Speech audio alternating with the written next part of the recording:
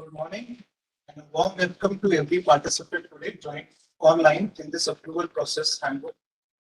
And I would like to start with a quote that an idea has to be an idea if it is quite simple. And the generality of that idea is in its simplicity, said by Mahatma Gandhi.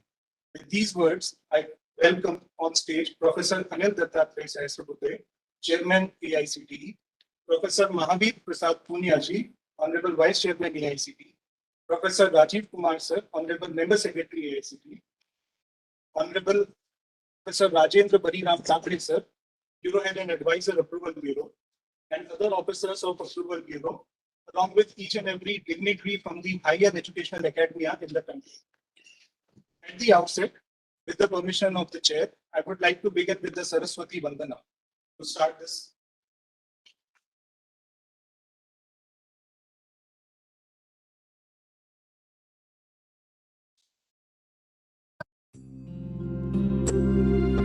या कुन्देन्दु तुषारहारधवला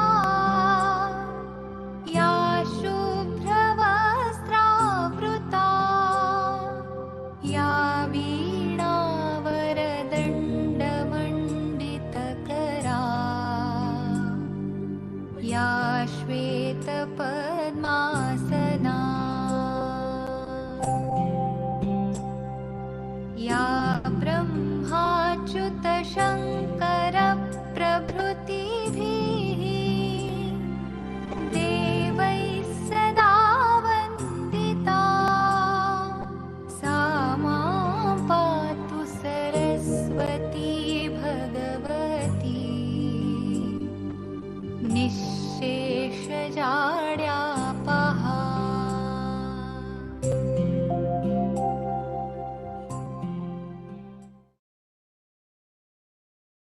Thank you, everyone. Now I would add All India Council for Technical Education has in its Part A no less than 9,000 institutions approved, 120 B2B universities and universities. With the advent of online system and the recent pandemic, this council has evolved its whole approval process into an online system, right from the application to the scrutiny, re-scrutiny, and even appeals. The system of AICTE has been marked by the Honorable Prime Minister's office also to be replicated into other such government institutions. The online system of AICTE has been more robust. Transparency has introduced transparency, and with this particular process, we want to bring it more clear. I would now like to welcome Professor Rajiv Kumar Sir, Honorable Member Secretary AICTE, to throw some light on the new approval process. Thank you, Dr. Kanti Singh, Honorable Chairman AICTE, Vice Chairman AICTE, our Advisor Approval Bureau, officers from Approval Bureau, e-governance, regional officers, and other officers and officials of the AICTE, and most importantly, the stakeholders of today's launching ceremony of approval process handbook. We know that you all are eagerly waiting for this day, the release of approval process handbook.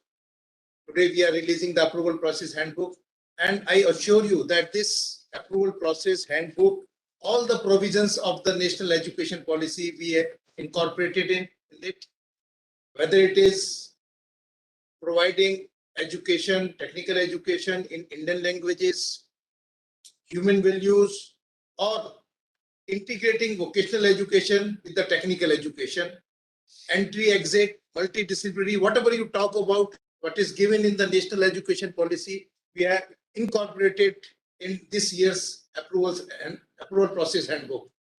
Now, when we say that everything is incorporated, we have given this flexibility. I will call that we have given you more responsibility from this year's onward, that you have to implement all the provisions of the new education policy as given in this approval process handbook in your universities, in your institution, in the true spirit. Then and only then we can say that we are implementing the new education policy. With all these words, because you are more interested, you are eagerly waiting the provisions, new provisions of the approval process handbook. I will not take much time, but my good wishes that you will not face any difficulty while applying for the new courses or applying for the approval of the courses. Right. Thank you. Namaskar. Thank you, sir. Of late, AICTE has been shown as a body which was a regulator, then turned into a facilitator. But in the past few years, it has evolved into a role of an enabler. Technology has always been an enabler, but a technical education regulator turning into an enabler means much.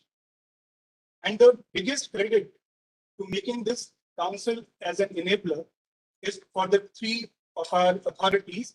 And in these three authorities, I would like to welcome now Professor Mahavi Prasad Punia, sir, who has been spearheading this process of enabling, giving facilities, bringing accessibility and equity to technical education across each and every fora, connecting the academia with the last particular child who wants to pursue a course in technical education, be it into management, be it into sciences, be it into applied arts and crafts. I would now hand over the stage to Professor Mahavi Prasad Punia, sir, to please throw some light on the upcoming approval process.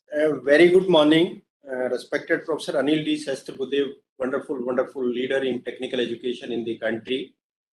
Best wishes to you, sir, particularly providing this amazing leadership to whole country, and particularly after implementing or bringing this national education policy, which was the dream of the country. Since years we were waiting.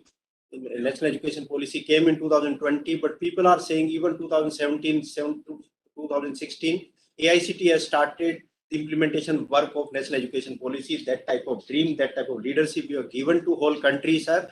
We are owed to you, and such type of leaders, in fact, can change the face of the education. Dr. Rajiv, our member secretary, then very strong team of approval process who have worked day and night. I think since last 6 months, you people never have gone to your residences before 9 o'clock in the evening, sir. Continuously we are observing. And in national education policy, many dimensions it has been given, bringing all those dimensions in the form of a book. It was a very difficult task, but amazing work it has been done. So very special appreciation to our whole team. Keep on doing this type of work. Country is having enormous expectation from us. Please do prove that this team is a very special team. The dream of Honorable Prime Minister of India, that country should become self-reliant. We are the strong partner in that one. That sort of proud we should feel that we are also a partner in that one, bringing this country for this Atmanirbharta. And our stakeholders, as Dr. Rajiv is saying, this national education policy is not only a simple document of some 200 pages. It is not some 27 chapters it is carrying, but enormous accountability it is on our shoulders, and we people will have to do serious efforts so that this young population which we are having, if I'm comparing Europe, China and India, if I'm comparing, average age of Europe is now 48 years.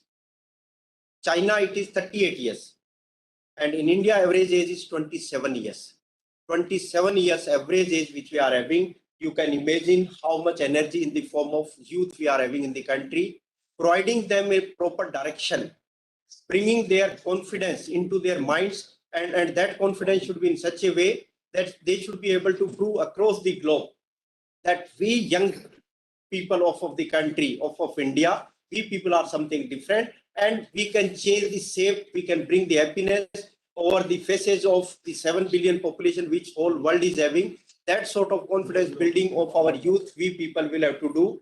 And same time, this national education policy, as Kranti Singh was saying, that excess of this education, this 27 years of average age which we are having, it will become useful only if this young population can be converted into useful human resource. They are just like human beings. So these human beings, it has to be converted into useful human resource, and access of the education is most important. First important dimension of national education policy is access of the education. At present, our gross enrollment ratio is around 27%. in the age group of 18 to 23, if 100 students are dreaming to enter into higher education, only 27 are getting to enter into higher education. The dream of national education policy is it should become 50%. And it should be comparable to China. On an average, China is giving this sort of opportunity.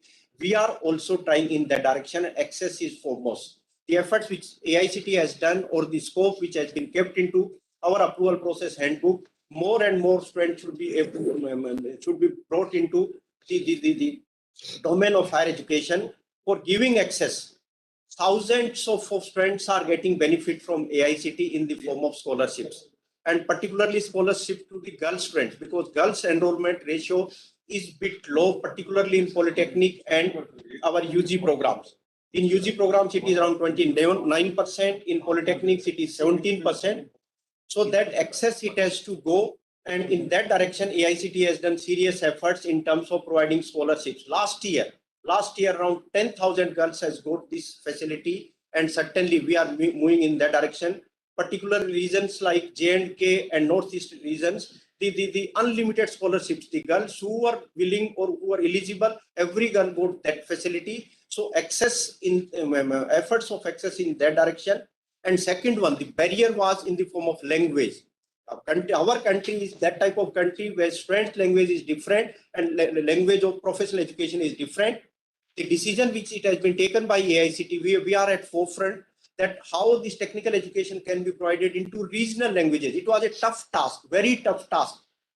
But the decision which it has been taken that we'll be playing the lead role, and particularly in polytechnic education and engineering education, starting from first year of this session 2021-22. In that session, we have given this option that in regional languages, you people can start, and books are also ready. Information to everyone, every stakeholder, that English, Hindi, and 7 regional languages at UG level, 9 regional languages in polytechnic, books are ready. And these books we are sending to different libraries also, and initially we are sending as a complimentary copy. Now you people can take the benefit of that one, the students can take benefit, and foremost task is every student should be able to study the language which he has learned from his family itself. So access of the education through regional languages.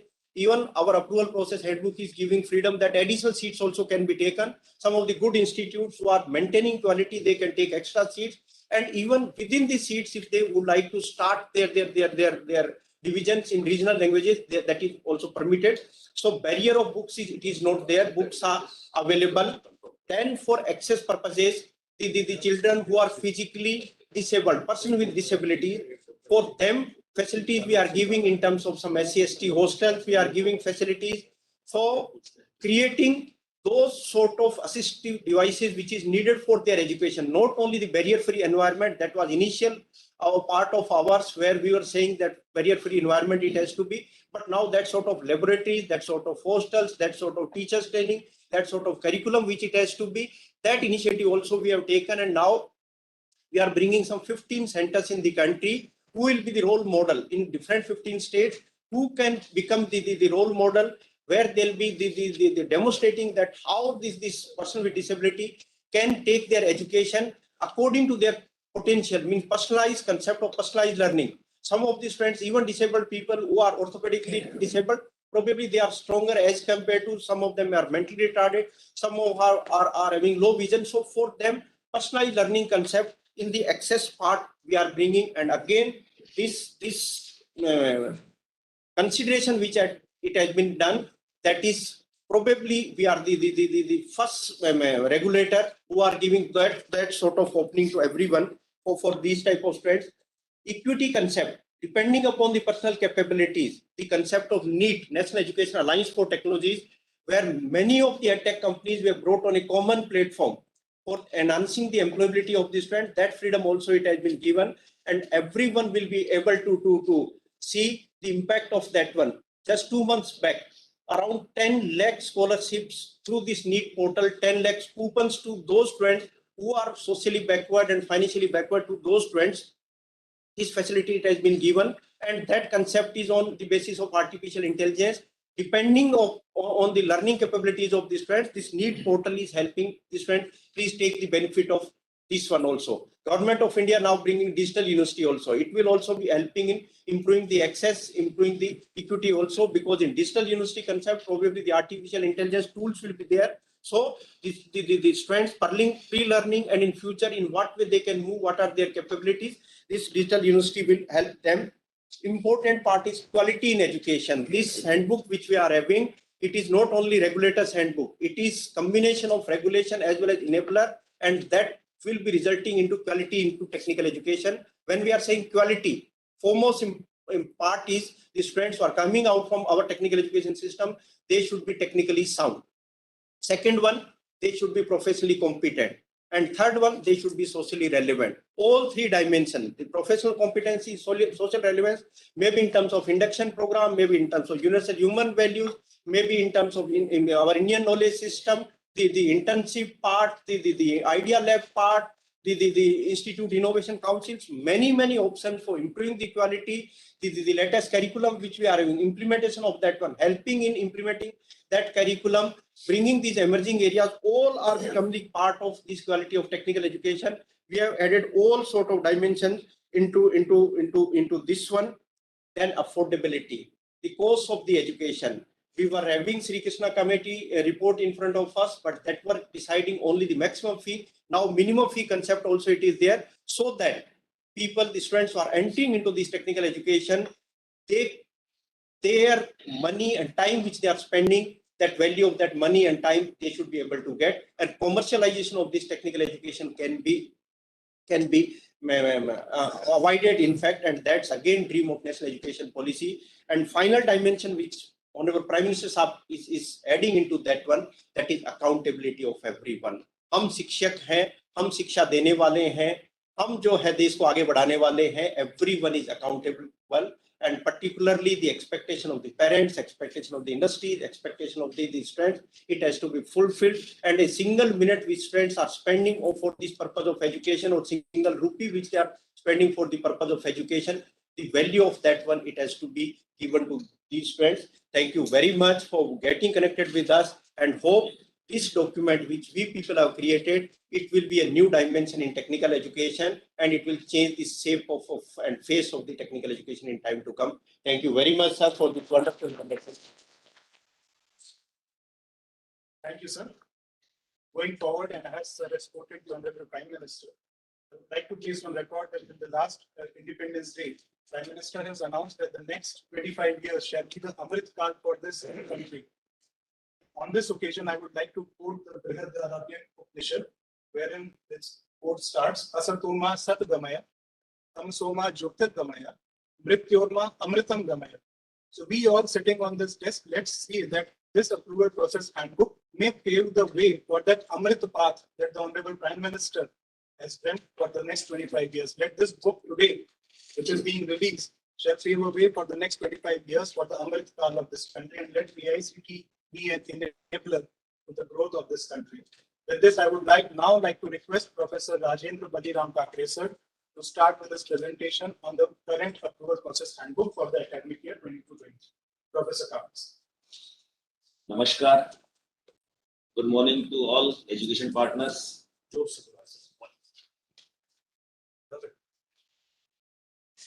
Thank you, Kranti, for inviting me to present approval process handbook.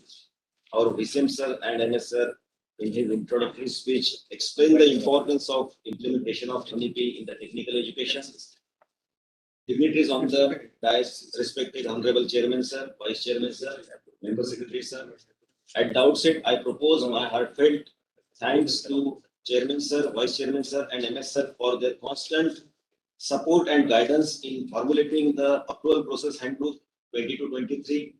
I am thankful to all my bureau officers, DOs, helpers, etc. I am also thankful to all the regional officers, bureau heads, EC members, All India board members, and all those who directly and indirectly involved in the approval process.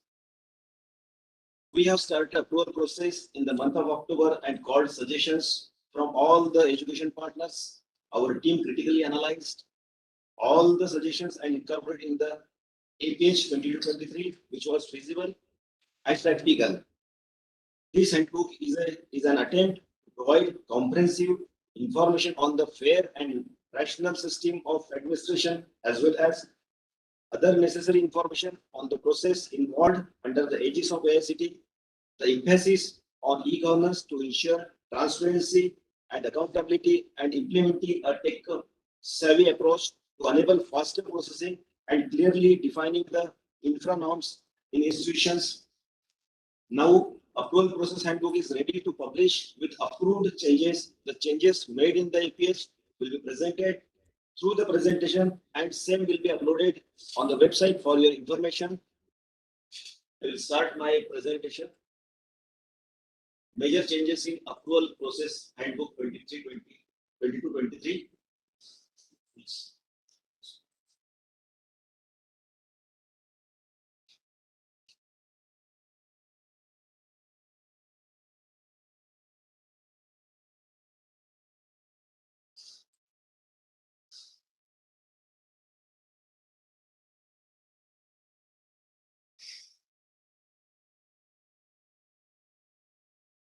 Thank you. Taking into account the extraordinary situation that has arisen due to the third wave of COVID-19, AICTE approached Honorable Supreme Court of India for the extension of last date of approval to 30th July. Honorable Supreme Court granted approval up to the 30th of July 22 for AY 22-23. The academic calendar for AY 22-23 is as follows. Next. The extensions for what we are giving extension. Excuse me, sir. Sir, screen is not shared. Kindly share the screen.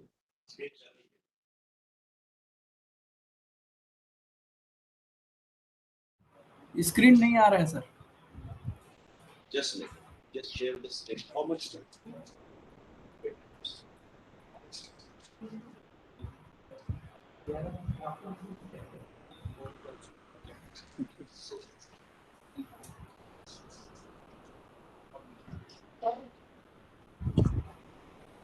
It's okay now, sir.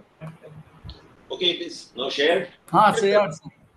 Okay, thank you very much. No. Start from the first slide. Next one. This is the academic calendar as I described already. But Next slide. sir, sentence are not visible, sir. It is not clear. Okay. It will be loaded on the website also. After that, after presentation. Okay, next. The extension, which extension we are allowed. A committee was constituted in October 21 for reviewing moratorium on approval to new engineering institutions from academic year 22-23 onward. Under the chairmanship of C. VVR Mohan Reddy, on the basis of recommendation of committee, there will be no approval for setting up new engineering colleges for next 2 years due to less enrollment in engineering colleges. Provisions exceptions has been made for following categories to establish new institutes in 22-23. Next, extension. Previous slide. Extension of 2 years for the NBA accreditation for eligible courses as per the provision 7.4 of APH for 21-22 for maintaining the quality of education. 60% of the eligible courses in any technical institution shall be accredited in the next 2 years' time, else EOA shall not be issued by the council. In view of this provision, the institutes are required to complete the accreditation of 60% of eligible courses. Due to the outbreak of COVID-19 and long lockdown in different spells, the visit of NBA could not take place as many institutes were not prepared for the same. Hence, AICTE granted 2 years extension time from 22 to 24 for NBA accreditations. Third one is the extension of time for 1 year for creation of faculty infrastructure for PGDM institutions established in 2021. AICTE during AY 2021 has decided not to permit PGDM and MBA courses in the same institutions, and all such institutions shall have to create the necessary faculty, infrastructure, and other facilities. Fulfill the norms. AICTE has permitted additional 1 year as an extension of time till 23 for creation of infrastructure for PGDM and MBA institutes separated in the year 2021. The next one is the extension of 1 year Slide, previous slide. Extension of 1 year, 22-23, also permitted for conversion of first secondship into the regular ship. Who have converted into the regular ship, they get them 1 year more to create the infrastructures. Next slide. Although Professor B.R. Mohan Reddy committee recommended 2 years extension of moratorium for setting up new engineering colleges, there are few exceptions, which are: first one is the approval for setting up a technical institutions in engineering and technology programs, courses at diploma, UG, PG level, where no government aided technical institutions offering the same level where state government UT provides the financial assistance, and there is a budget provision of minimum 100 lakhs and requisite land for establishment of the new institution. Next one is we also allow to start the conventional courses by the when the state government given the financial assistance. Next one is the new institutes with courses in emerging. Previous slide. New institutes with courses in emerging areas as well as in the traditional conventional areas in northeast states, Jammu Kashmir, Ladakh, and in aspirational district of different states. Next slide. We also introduced the new as a philanthropical organization existing for more than 25 years and running other educational institutions, having minimum enrollment of 10,000 students, having NRI ranking, if applicable, ranking within 100 in the preceding year. We also allow industry to set a new institution. Any industry having a minimum annual turnover of 5,000 crores in preceding 3 years, registered as a trust society company established under Section 8 of the Company Act. So these are the philanthropic organization and industry can open or set a new institutions. Next. As last year, there is a architecture and pharmacy colleges who gone apart from the AICTE, and we allow them for getting the benefits. So architecture, pharmacy institutions willing to seek AICTE approval to avail various benefits of AICTE schemes, including scholarship for the student, should have prior approval of the respective regulatory council. Next. In clause 2.10, chapter 2, merger of institutions under the same trust, society, company.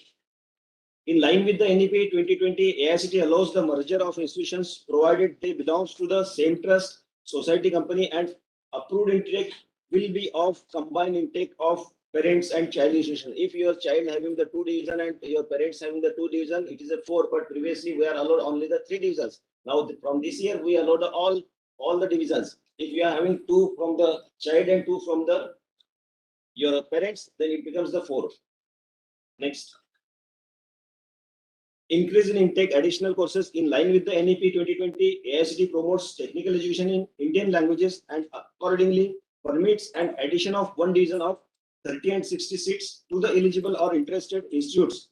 Thus, institute may seek for increase of approved intake or in accredited courses as supernumerary. As Vice Chairman also mentioned the same thing, that if you want to open the 1 division in the regional Indian languages, you can open by reduction in the approved intake.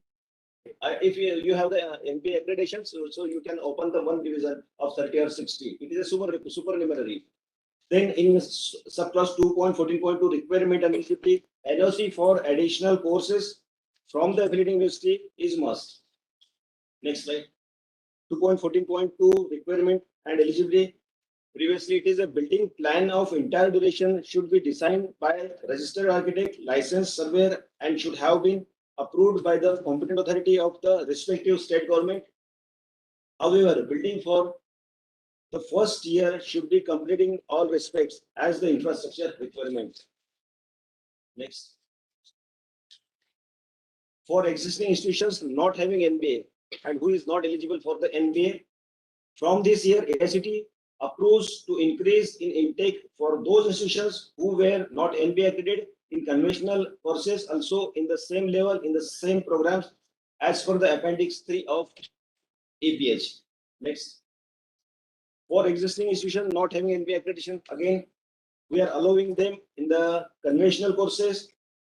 Further reduction in core branches is also is allowed only to maximum of the 50% of the approved intakes. From this year, we have designed as a core branches. In core branches, you can't reduce 100%, but you will reduce up to the 50%, and on this 50% will give you the conventional or emerging branches.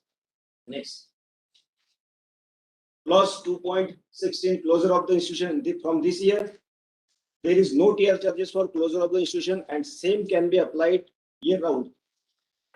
Further, any changes in the name, address of the trust society can also be applied year round. So it is a list given on the table. You have to apply this year round. Next. For introducing ODL and online programs by standalone institutions deemed to be universities, approval from respective regulatory body is necessary before taking approval from the AICTE. Here charges to be paid as per table 5.6.3 in APH. In ODL and online program, approval given in line with the approval of the UGC, but university institute has to pay TR charges on yearly basis. Next.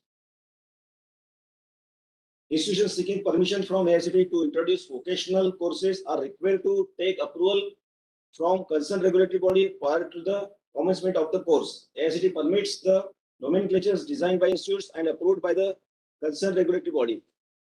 Next. This is already described in the slide 1. Next. Chapter 7, norms and requirements. In 7.1, in line with the NEP 2020, AICTE permits institutes to collaborate with each other for students exchange program. Further, eminent institutes of 50 years old running specialized courses will not be subjected to the prevailing norms of the infrastructure. They will be validated only based on the faculty norms and pro rata basis rather than on the division size. Next slide. 7.12, previous one.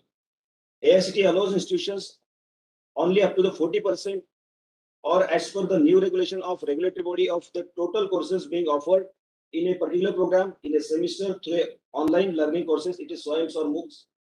Next. AICTE had mandated all institutes except minority institutes to reserve the seats as per the reservation policy. SC, ST, OBC, economically weaker classes. Many requests received from the education partners for this issue, that how to calculate the number of seats for EBC. So please refer the table given below. It is available in the APH in 7.44. Next. This year, AICTE introduced 2 new schemes. Now, this is the AICTE accord 2 supernumerary seats in the approved institutions for gifted and talented students, and norms for selection of the same are in process. Next. 7.53, institutes whose NRF ranking is below 100 and reported more than 80% of the enrollment in last 3 years are permitted for additional capacity as per 7.53 clause of the APH. 7.54, PM Care Children's Scheme. This scheme is introduced this year for children whose both parents died in COVID-19. There will be 2 supernumerary seats per course per institutes in polytechnic, and these are reserved. Next. Last year, the eligibility criteria was set for any 3 relevant subjects for admission in undergraduate degree in the engineering and technology. Professor Agrawal committee recommendations are given in the table. As the requirement of the subject in specific branch are as follows in table number 1.3a. Example is planning, where math is mandatory and 2 other subjects are selected from the list of the 14 subjects. Is eligible criteria. So this is the rectangle for you, which subjects are necessary for which discipline is given in the 1.3a. Next. Multiple entry and multiple exits. We introduced this multiple entry and exits from this year credit framework.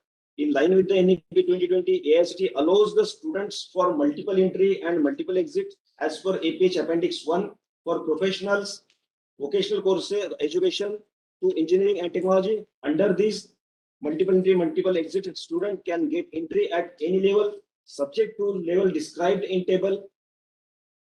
credit level UCF proposed in multiple entry, multiple exits. Next. Next. Then the changes on the portal for doing the age of business to reduce the compliance burdens. We have made them many changes on the portal. AICTE has made changes in the web portal for easier filing of the detail and do the transaction. As per the APH, the changes are filling up mandatory 2 accounts details, representative details. Mandate form shall be generated through portal and same is required to be uploaded after getting endorsed from the respective banks. Then representative details, at least 2 names. Next. This is the login page for new users institutes. Other one is the new users request form. It is simplified. Next. This is a sample portal generated bank mandate form. Next. Institute applying for only way, they have only the 3 steps. They go in the first step, they have to give the answers of the question. Do you wish to apply for extension of approval? If you say yes, then go for the next step, fill update the basic and requisite information about organization. And in the third step, fill update and update the contact details. All the tabs will be enabled and institutes submit the application and make payment. So it is a very simple for getting the EOA. Next, this process is given here. Fill update these 3 steps only for EOA and submit and process for the payment. So within half an hour, you can go for the only EOA. Next. TR charges, security deposit payment made easy. Previously, there is a repayment, multiple payments was done because of the you are not getting the whether your payment is successful or whether your payment is pending or failed. So in this year's payment receipt shall be generated by the portal and forwarded to the registered email IDs. Payment confirmation time is reduced to the 30 minutes. Institute shall receive portal generated email for payment successful, payment pending, or payment failed status. Institute will be allowed to make repayment only in case of payment failure. Otherwise, again, you have to apply for a refund of your excess payment. Next. So this is the receipt generated by the portal. Here, security deposit payment made easy. Next.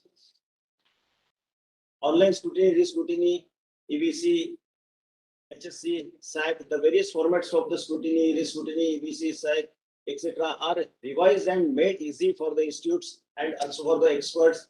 One format is there. Institute applying for various categories will be scrutinized by the single committee in the single form and single format. Next. All-in-one affidavit. Previously, there is so many affidavits are there and we have to fill one by one. But now there is only one affidavit. Institute shall download portal generated common affidavit as per applications. The same should be printed on non-judicial stamp paper, e-stamp paper of ₹100 and shall be uploaded over portal after the list on before a first class judicial magistrate or notary or oath commissioners. So portal will generate a common affidavit based on the applications submitted by the institutes for various categories. Next. So these are the some changes made in APH in line with the NEP 2020. Hope for the best. Thank you very much. Jai Hind, Jai Bharat. Namaste. Thanks.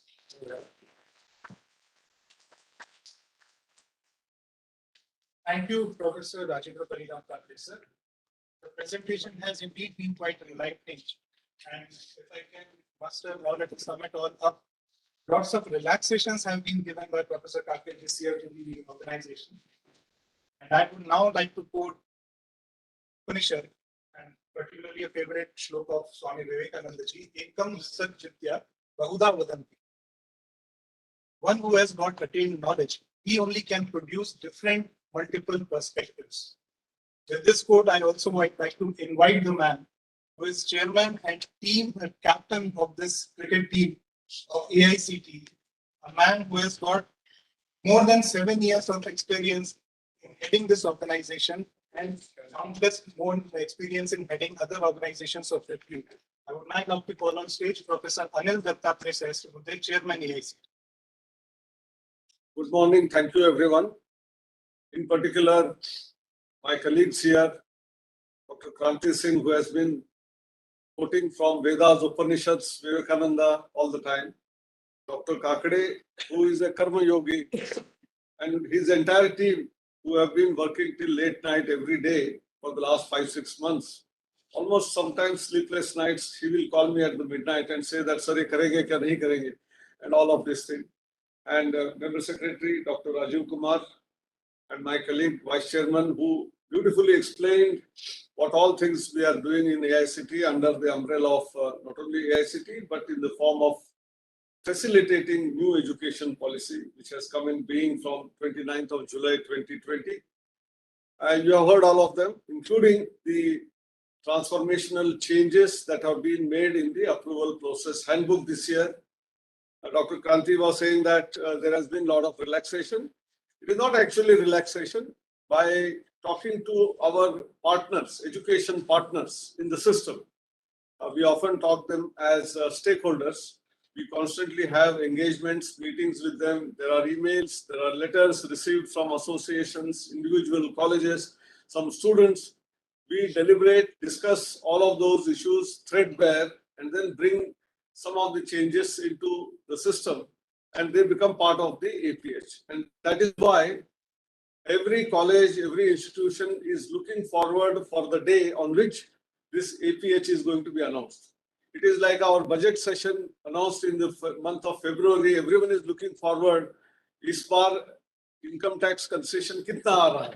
So that is the only thing. Same way in the approval process handbook, what are the new things being done by AICTE so that we get benefited out of that is what everyone is looking at. And therefore, whatever Dr. Kakade just now explained, giving a holistic picture about what all changes, transformations we have made in view of the new national education policy. I think that's very relevant. And please remember, in the last 2 years, since the policy was announced, we were already in the midst of COVID-19 crisis. See, since COVID-19 started in December 2019, but India was hit badly by March 2020. And the policy came in the midst of that on July 29th, 2020. So we have navigated our entire journey of last 2 years with great difficulties. The nation was at difficulty. There were problems for all institutions, students, general public. And despite that, India has risen. And our entire economy is again booming back to the normal on one side. And some of the startups which were created in the previous years have got converted into what is known as unicorns. 41 new unicorns in one single year during pandemic when the world economy is down. I think this is a phenomenal success of the government of India under leadership of Pradhan Mantri Modi ji, who has been often talking about various reforms. He always says reform, transform, and only then we will be able to make use of what all the changes we want to make in the society to reach to the last man, that is Antyodaya. The last man on the street has to be helped. If you have to become Atmanirbhar, Atmanirbharta should start from individuals, then to the families, to the, your town, city, village, to your state, and then the whole nation. And therefore, there is a long way to go, but nevertheless, steps that have been taken are in the right direction, be it in terms of providing electricity to all villages, to now the target is to provide tap water to every citizen, to internet to every village. Today we have covered 2.5 lakh villages. There are more than 6 lakh villages. So there are 3.5 lakh villages still to be covered. So all of this is part of the goal of the government in order to reach out to the last man on the street. So in the same sense, the regulatory body, even though we have to do regulation to control, check the quality of education that is being imparted, our role is also to facilitate. There are institutions who are already doing well, you appreciate them, and institute awards to recognize the good work being done, be it in terms of Chhatra Vishwakarma Award, be it in terms of Excellent Faculty Teacher Award, which we have instituted in the name of our various leaders in the education. All of that is part of our whole exercise of improving the quality of technical education. But at the same time, facilitation in terms of mentoring, there has been a strong mentoring support system which we have invoked, through which we say that a well-performing institution, as well as some of the people who have excellent experience in their lives, maybe in IIT, industry, NIT, central universities, post their formal retirement, when they are still active, still they have got energy, they must support, help nearby colleges and universities, thereby the quality of education improves all around. Because if some small segment of the society is weak, and that is the weakest link in the society, the whole country can collapse if there is a weak link. And that's why there should be no weak link. Everywhere strong links are required. And to achieve that, this mentorship program is also a very important and significant thing, which our earlier speakers have already narrated about all of them. I would like to only touch once in a while some of those issues again and again, because we need to consolidate. So whenever we go to some functions here and there, again, same questions are asked. New education policy, कब से implement होने वाली? When is it going to be implemented? I often say that it is already implemented, because some of the features of the National Education Policy 2020 were already done by AICTE much before the policy came in. Some of them were not there. We started in right earnest right from day one. The government also changed the name of the ministry from MHRD to Ministry of Education in the first 1 week, 1.5 weeks itself. That means the policy rollout has started. But to empower institutions and universities to adopt and take care of all of those issues, there were requirements of certain regulations. Some regulations have already come in place. For example, definition of the credit, academic bank of credit, and so on and so forth. On the other side, the regulations for online education, ODL regulation, so that more institutions can be onboarded. How we can increase the gross enrollment ratio from 27% to 50%, not just by brick and mortar universities and colleges, but also in the form of online and open and distance learning. How we can facilitate that. Those regulations of UGC are already in the pipeline. They have been already put up on the website for giving suggestions. And based on all of that, they will come in place in the next 1 or 2 months. And the approval process is already beginning here. All those deemed universities, 120 of them, and 9,000 colleges. Out of them, whoever fits into whatever activity, they must apply, thinking about how we can also help, how we can collaborate with AICTE, how we can collaborate with the government, because there are some state government colleges, and many are, in fact, 75% plus are private institutions, self-financed institutions. How they will also collaborate and participate in the journey of Amrutkal, which by and large, we have been talking about celebration of 75th year in this year, but how we will develop our country in the next 25 years, and what will be India after 25 years. And I think we have to all dream about it, dream big. We had Takshila University, Nalanda University in 600 BC, 1200 AD, will not give us only pride, but how we can again resurrect similar universities in the modern India, taking care of not only ancient Indian wisdom in terms of Indian knowledge systems, but on the other side, all the modern technologies like AI, IoT, machine learning, deep learning, robotics, 3D printing, blockchain, augmented reality, virtual reality, all of this is equally important and significant. Cybersecurity is becoming very important. How all of this can become part of the curriculum, how more research can be done.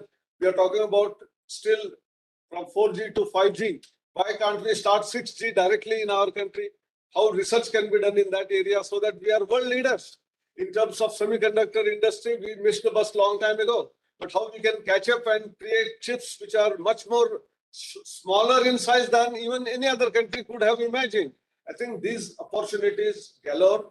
Government through its budgetary provisions has been providing a lot of budgetary provision for education, for semiconductor, that is hardware industry, for supporting planning. Planning is one of the very important areas which the Planning Commission, that is now the Niti Aayog, has decided to embark upon. Government of India has been supporting the study of planning, and therefore in our approval process handbook, we have said if some institutions want to start programs in planning, they are most welcome.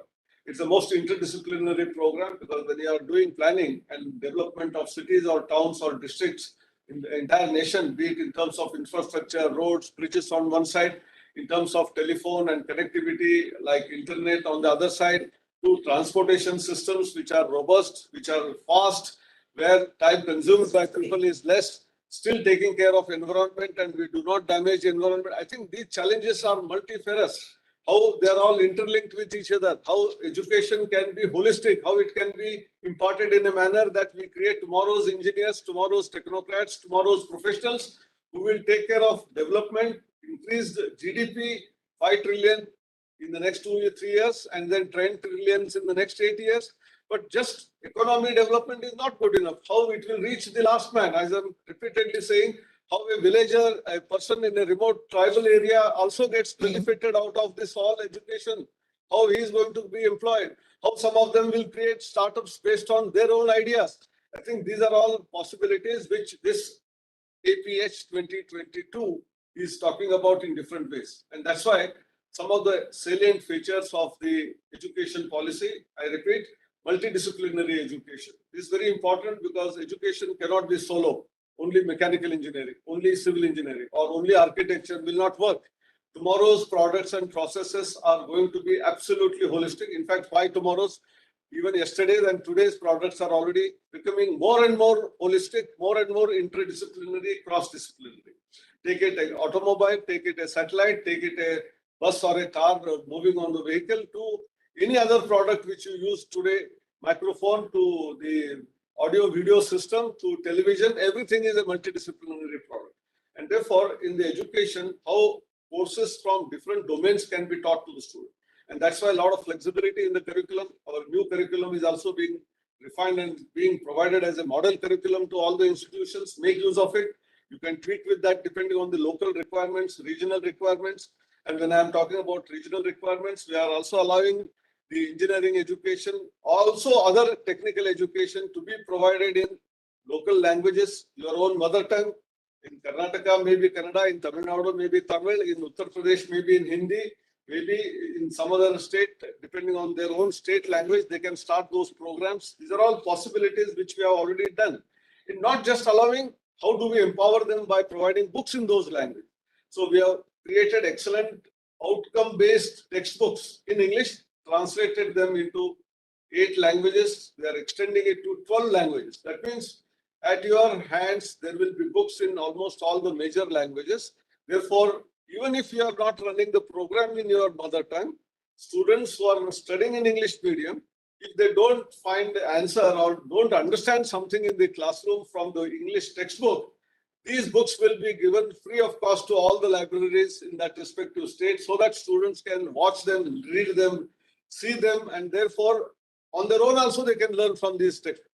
They're also translating the SWAYAM courses which are available on the SWAYAM portal for the first year engineering, second year engineering, and gradually up to fourth year engineering. Both books as well as the material in the form of audio-visual will be available in all Indian languages so that you will be able to learn in those respective languages. So our curriculum is robust, is holistic, is providing all opportunities for what we say credit-based system under which a lot of flexibility is provided for the choice of the student. And in case in your college that faculty of that particular subject is not there and therefore students should not be deprived, through SWAYAM or any other such portal, we are allowing 40% of the credits to be taken from out of any of the MOOC platforms. And therefore, you will have a lot of opportunities for allowing your students to take courses from some other professors from some other institutions. We also have, as narrated earlier, multiple entry and multiple exit. It's a very beautiful phenomenon which has been in the new policy. In some form, we are already practicing it in the form of direct entry of diploma students who have completed diploma into second year of engineering. Students who have completed ITI in the direct second year of diploma was there for quite some time. But going beyond, students who have done BSc or students who have done part of the DVOC or BVOC course, students who have done 11th and 12th standard want to come to vocational.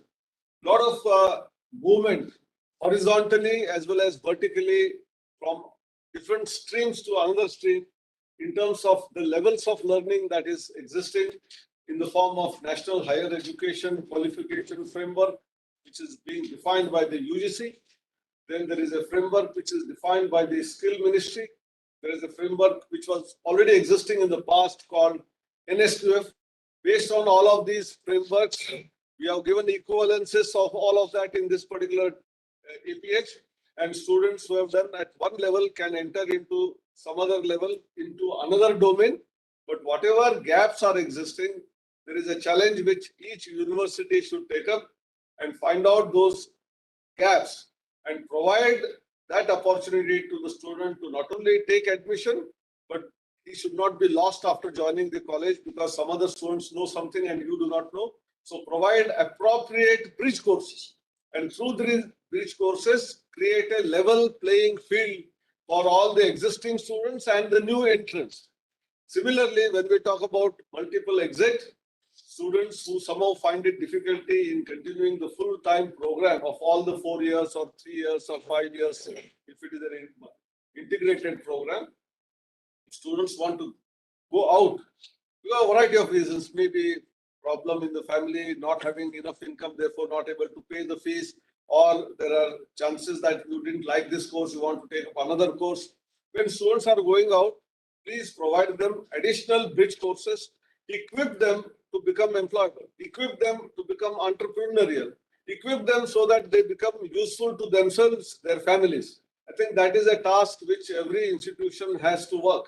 And this is not one cap fits for all. And therefore, every university, every college, depending on the taste of the student, depending on what he learned in the last 1 year or 2 years in our college, where his proficiencies lies, where his competencies are likely to blossom, we must make use of that and then give that training so that he gets empowered in the process of going out of the system. So we should not be very sad that someone is leaving. Yes, we must be sad. And if the college is able to provide opportunity by providing him free ship, etc., or through the alumni, some kind of a support, and because of the family problem, if he is quitting the education, please try to keep them on to the education. Let him complete the degree. That is the first priority. But the compulsions are such that a student is not able to do it, provide him the equivalent opportunities for going out. I think that is the spirit of NEPs. And please, many of them keep asking this question, okay, what will happen? We had planned that we will have so many students for all 4 years and suddenly 1 student or 10 students quit in the first year. What will happen? When we are providing not only multiple exit, we are also providing multiple entry.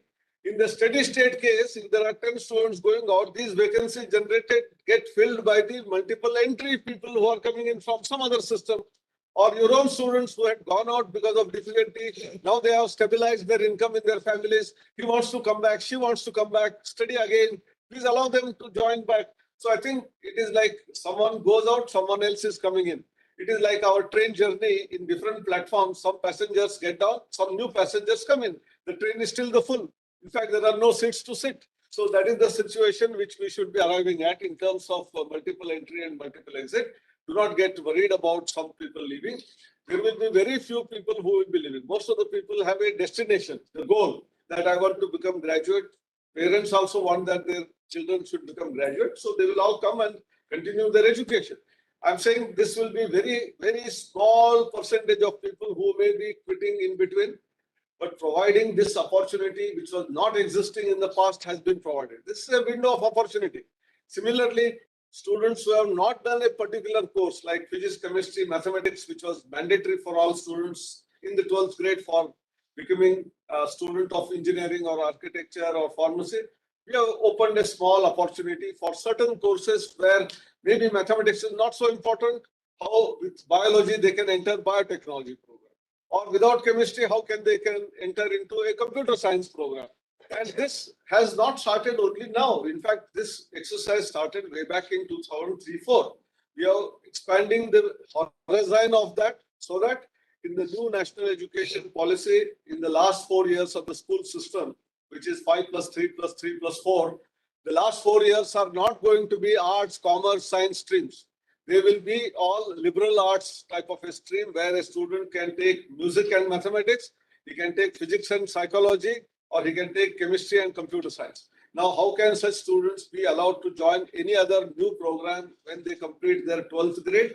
And this is that window of opportunity or program which is being allowed with proper bridge courses. I repeat, bridge courses are the key to all of this. Without bridge courses, we will not allow them to complete the education. And provided there is also skill-based education. Lots of skills are going to be provided right from school.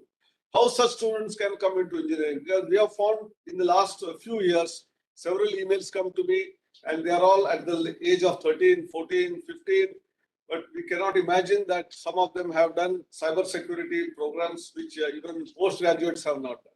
There are students who have created an entrepreneurial ecosystem with billion-dollar company at the age of 13, 14. I think these are brilliant examples from this country, and if we have to support them, we should also have what we say in this case, such bright children who are called gifted children also to get admission, because they don't bother about your 10th, 11th, 12th grade examination.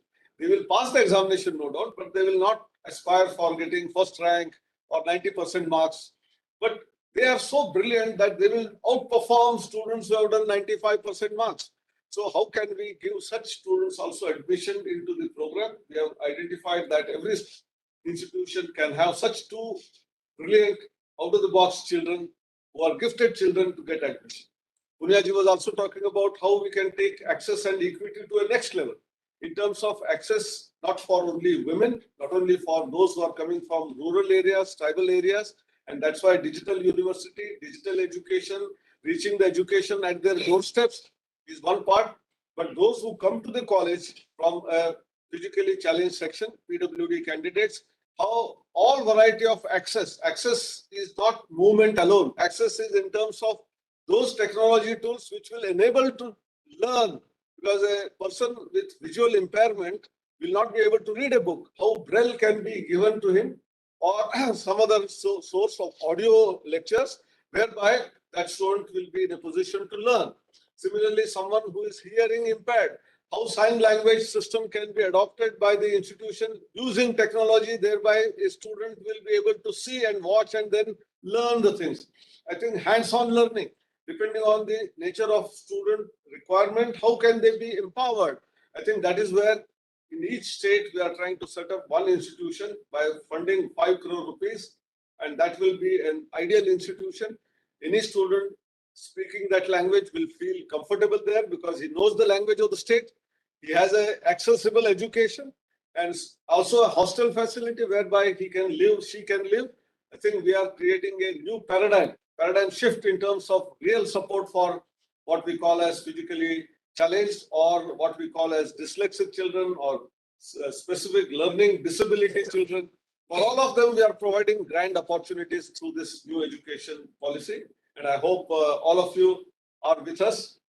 I can go on, and I should give some scope for asking questions. Otherwise, 1 hour lecture will probably will forget about what I have said. And therefore, I will conclude here by saying that this is a transformational new education policy, and this is a transformational our APS 22, the beautiful book which Dr. Kakade and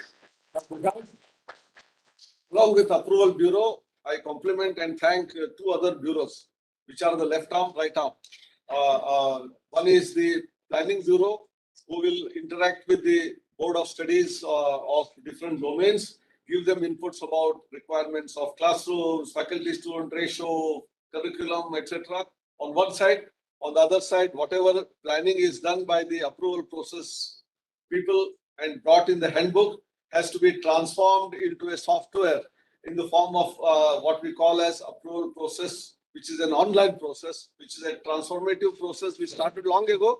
But each year it is reaching new heights in terms of flexibility, in terms of ease of doing business, in terms of bots which will help you, FAQs, and thereby a smooth transition for each one of them is possible.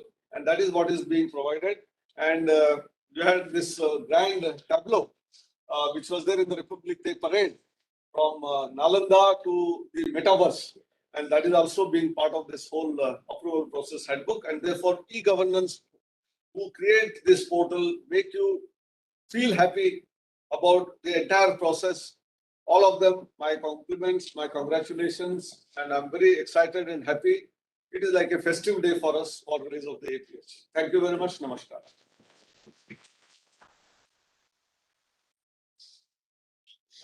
Thank you, sir.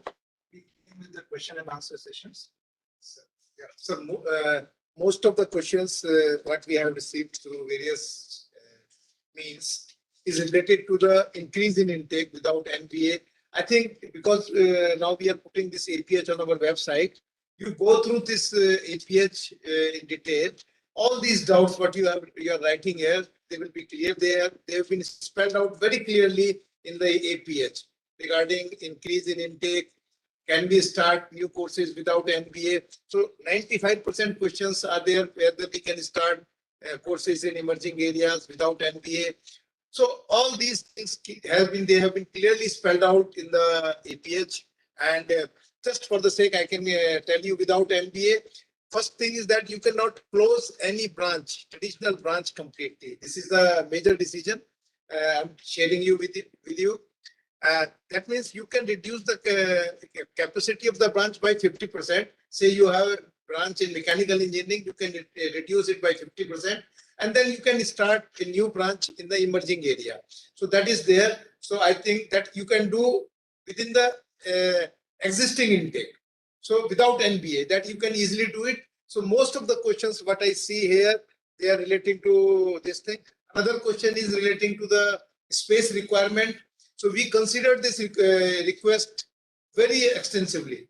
A space requirement, we constituted multiple committees, and the committees deliberated in detail, interacted with the pupil, those who have given this request also, and they were not satisfied, and these persons, they could not satisfy the committee. So up to the last moment, in the last 3 days back, we constituted a committee, but the recommendation was that we should not reduce the space requirement, room requirement for the engineering courses. So this is the current state, and this is one kindly think about designing a hybrid mode of diploma in engineering education for working technicians.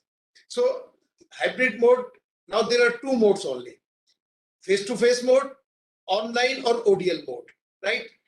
Even if you are a working personnel and some institute is admitting you for the diploma courses and the classes are being conducted in the evening in face-to-face mode, they can increase the duration of the course also. Say 3 years diploma can be easily extended to 4 years, 4.5 years, and you can complete that course and you will get normal diploma. They will not write diploma part-time or weekend or something like that. So only the mode of the imparting instructions, they are face-to-face mode, online mode, on ODL mode. So working persons, they can take admissions in the face-to-face mode. They can complete their coursework in the evening hours or during the weekend classes or during the vacations. They can colleges can extend the duration of the course also. Say in 3-year course can be easily completed in 4 years or 4.5 years. So they can easily do it. That facility we gave last year also. So that was last year also available. Now, another question is we want to decrease in intake of course, and we have already clarified. Good, we are having emerging branch in AI and machine learning system intake. We want to increase it to 120. You cannot increase it to 120 without NBA. NBA is must to increase the intake, or you can reduce 30-30 in 2 branches. Then you can increase 60 in this particular branch. Another is can we start any course in emerging area if we don't have NBA? You can start by reducing number of seats in other branches. Kindly highlight what courses to be started for those institutions without NBA. They can start any course in emerging area by reducing the number of seats, and if they have less than 300 seats, they can go up to 300 without NBA. So that facility is already there. How to merge ISC branch with CSC branch? Now this is a very this question we have addressed before last year also. That means we have basketed the courses. If these 2 courses, they are from the same basket, you can easily merge them. You are permitted to do it. So you please check from the APH, this year's APH or the last year APH, whether these 2 courses, they are from the same basket or not. And then is whether MTech electric vehicles technology will be included. I think it is included in today's APH, this year's APH. So this we have already taken care. reduce the requirement of the number of classroom to 50% that I have already addressed. And this is same question is there. And so all these questions, they are regarding the increase in intake without NBA. So that I have clarified. And one request from the one institute is that looking into the demand of PGDM general, the limit of 3 sections in PGDM program should be removed, and the institute should be given freedom to choose their programs depending upon demand within the sanctioned intake. I think they can do it within the sanctioned intake. They can change the disciplines. It is permitted. One course cannot. 180 is there. 180 limit is there. That is there. Then another one is 15-month executive. They want to continue 15 months executive program. That only 21 months. 18 months. 18 months. For people from industry for 5 years experience. This is there. So these are the questions basically. But my request is that to please go through the APH first, and then we have centralized support system. You write your queries, you write your questions. We will go through these questions, and we will try to address your all issues through this centralized support system. So we have more questions. Same questions are repeated here also. Here also. But I was watching some of the questions which have been coming there online. Some of them include, people are asking what is child institute and which is the mother or parent institution. That is your choice.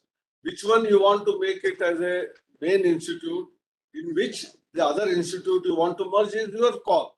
You may have A and B institutions. You may select A as the mother or B as the mother.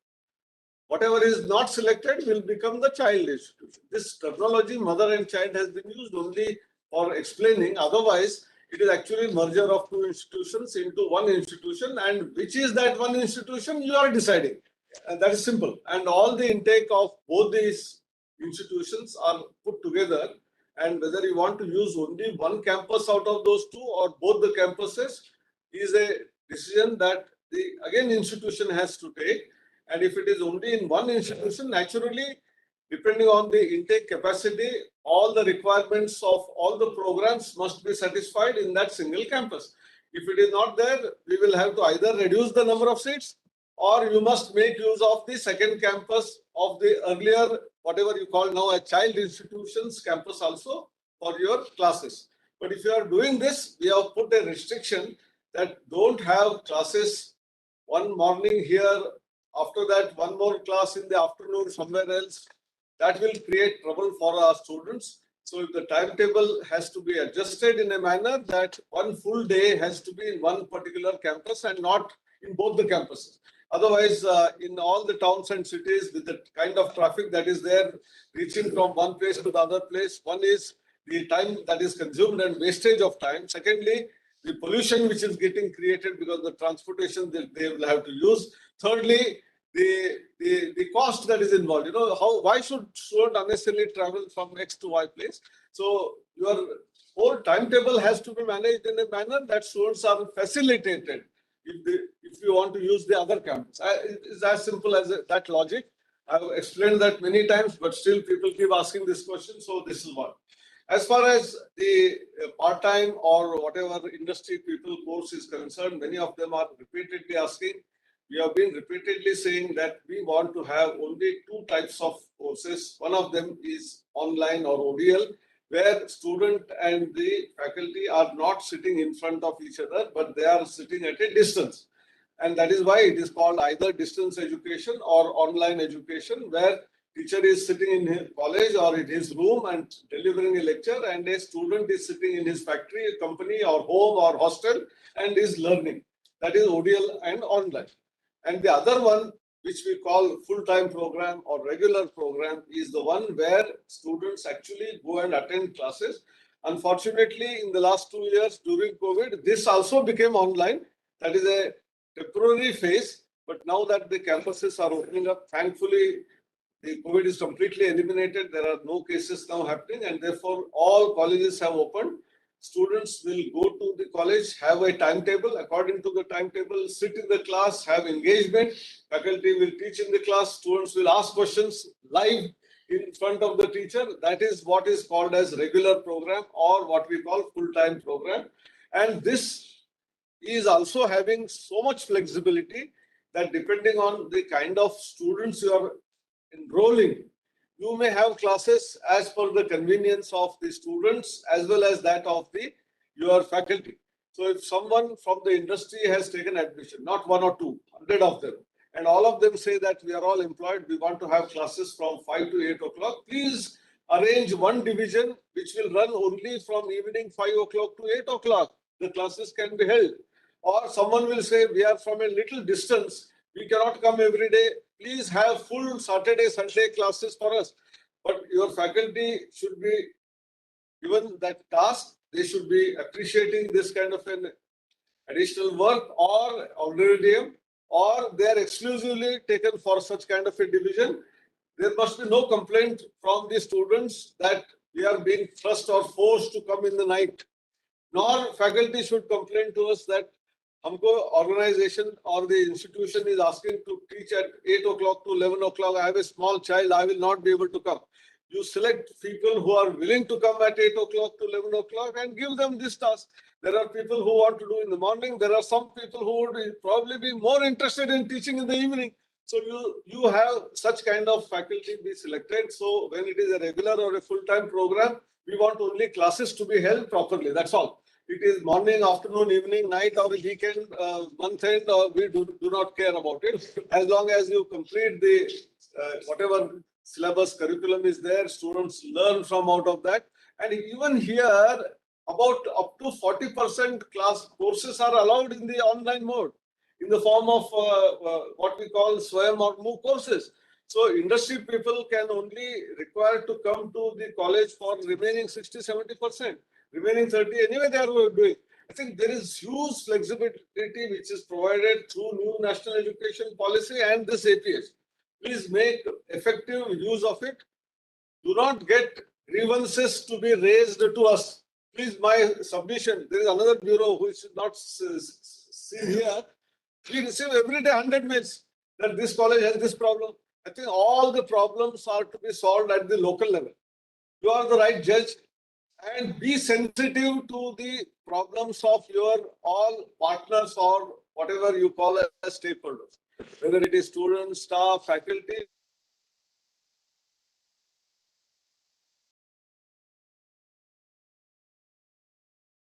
Life, when they become your alumni, even if someone, a faculty, because of compulsion leaves your institution and goes and joins another institution, if that faculty had got, good experience in your institution, he will always support and help you out of the way.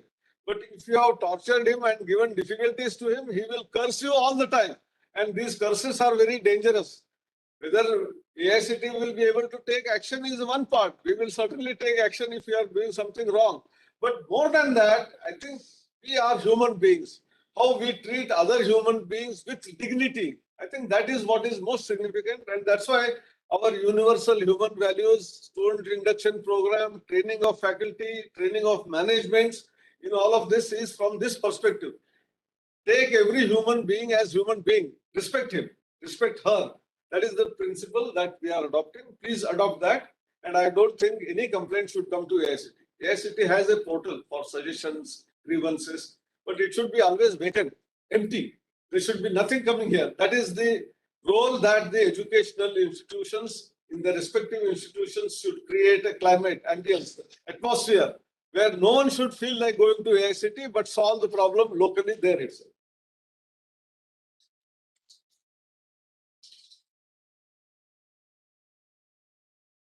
Somebody has asked, they could not locate this APH on our portal. Yes, we are uploading it soon, immediately after this program. This minor editing is there, one or two sentences. We will do it, and maybe in a couple of hours, it will be available today itself onto the portal. And after going through it, reading it, if you still have doubts, you are always welcome to write. Or there is a FAQ, which is also there. Read FAQ. If FAQ also doesn't answer your query, you are welcome to write that. So one gentleman has written, is there any provision for minority to non-minority? Yeah, it is there. It was always there. Yes. It was there. So Both are there. It is an application procedure and they have to go through scrutiny. Just quickly check if there are any other things.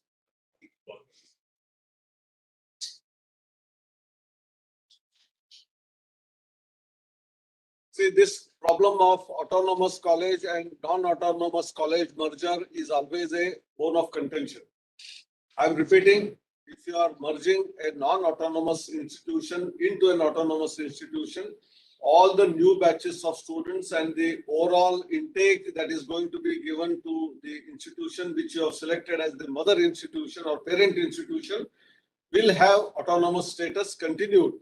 But the students who were there part of the earlier non-merging status, which is a child institution which was non-autonomous, those batches of students till they graduate will be part of the university system, will go through the examination of the university, and they will be treated as non-autonomous only. But the new batch of students who join a college where intake has increased, it is as simple as that. Your intake has increased from what earlier intake of the autonomous institute was there to a higher level of intake, and you are taking now fresh students, and your responsibility to take care of all those students in the same manner as you were taking care of earlier in the autonomous board for the students who were joining earlier in your institution. That is the responsibility of that autonomous institution, be it in terms of curriculum, be it in terms of delivery of classes, the examination system, the results, everything. You are only having more number of students under your kitty. That's all. That is simple. Whereas all second year, third year, fourth year students of the earlier non-merged, non-autonomous college will continue to be non-autonomous part of the affiliated university. Those students, till they graduate, they will be non-autonomous. I think I have made it very, very clear quite some time. somebody has written that Mardarshak is not visiting our college for MBA. You please write to us separately. We'll take it. We have a suggestion portal also, which is a combination of suggestions, your reflections, your grievances, all of that is invited on this portal. We have time and again sent an email. Anyone who has got any such problem can raise those issues in those platforms under correct heading so that it goes to the right bureau and the bureau will answer. And we have kept a benchmark of 3 days. When we say ease of doing business, we have put a lot of pressure on our bureaus to give the replies within 3 days as far as possible. Some of the replies may require a little more investigation, may take longer time, but I have seen in the last 3 months that most queries are answered within 2 to 3 days itself, and the number of pending cases are hardly anything. We have witnessed about 10,000 such suggestions or grievances, and hardly some 40-50 will remain live. That means our bureaus have been doing a splendid job. Compliments to them. And this is like a challenge. We said that पहले तो बोल रहे थे 3 दिन में होगा नहीं. मैं कैसे नहीं होगा? So 1 or 2 of them will remain. Doesn't matter. We cannot assure that everything will be covered within 3 days. But to the extent possible, our target should be to satisfy our educational partners, colleges, the faculty, the students. Anything they have a problem, it is the responsibility of each one of them. Same thing, my request again, I am repeating to the principals of the colleges who are attending, heads of the department who are attending. Your responsibility is towards your college students and faculties in the similar manner as what we are treating to our stakeholders. Now, if we do that, our country will be one of the best governed countries. Our government always says the less government, more governance. And that more governance philosophy has to be percolated to college level, village level, town level, city level, state level. Only then the entire country will be rated as one of the best countries in the world. And that is responsibility of everyone together.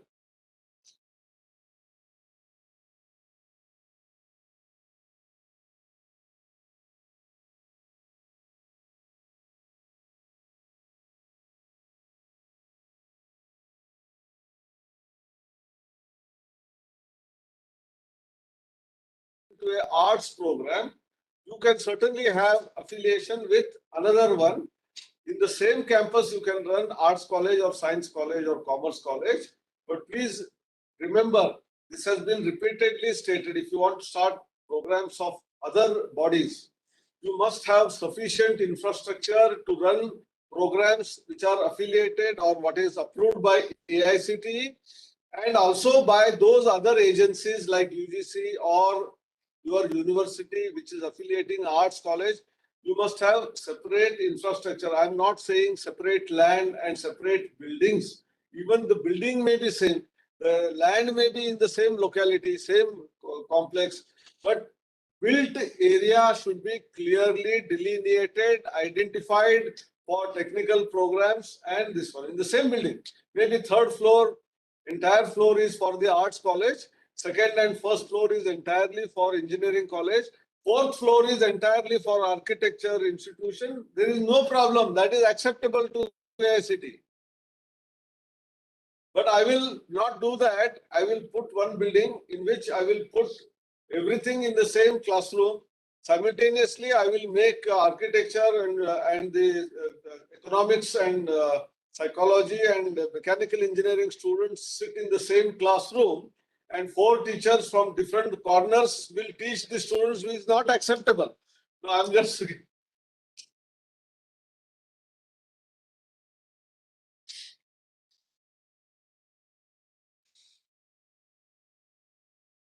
Most of the repeated questions.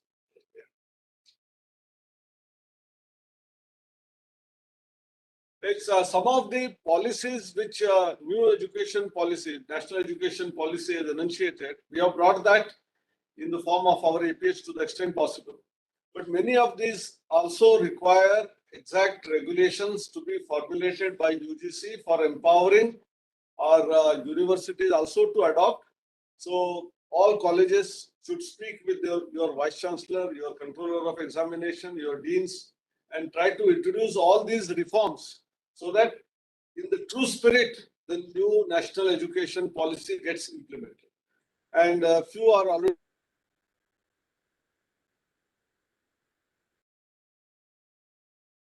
come in place. Some are in the pipeline. In the next 1 or 2 months, they will happen. And keep watching. All those facilities which are provided by UGC will be identified and taken. At least deemed universities should be able to do it quickly. If not the state universities, which have a larger ambit, who have large number of institutions who are affiliated, therefore their senate may debate, discuss some of those things to nuances to adopt. But at least deemed universities have a lot of flexibility, they can do it on their own.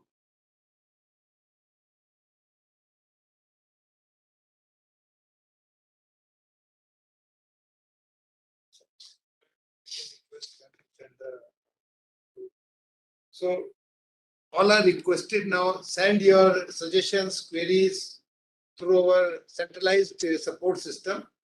And please choose the appropriate bureau. If the query is related to approval, please select the approval bureau. If it is related to your grievance, select the grievances. RTI, then select the RTI. So please select the appropriate bureau for timely reversal of your reply of your query or reversal of the grievances. I think that we can close. It depends. So we also in the form of FAQs. See, all the chat box questions, we will take a printout.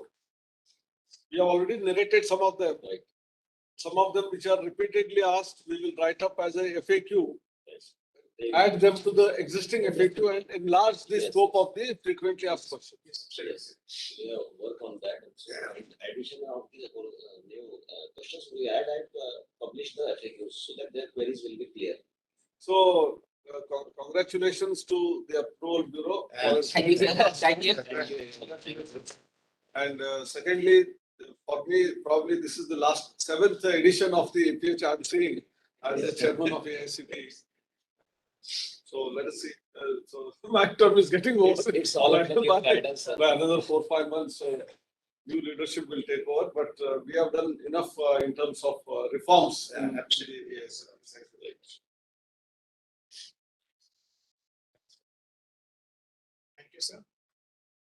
when I reach to the concluding part, as Hon'ble Chairman said that this is the 7th year, I would like to quote that in our Hindu marriages, we require the Saptapadi or the 7th vow. Without the 7th vow, the marriage is not.